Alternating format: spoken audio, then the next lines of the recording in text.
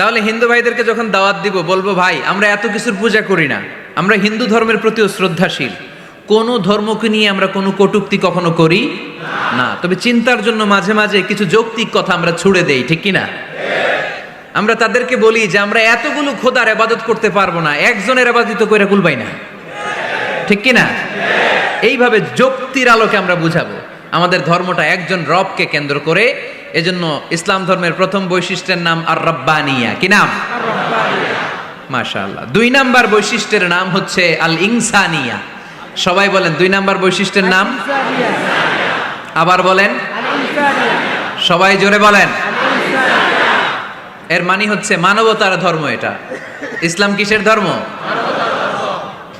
Humanitarian religion, মানবতার ধর্ম।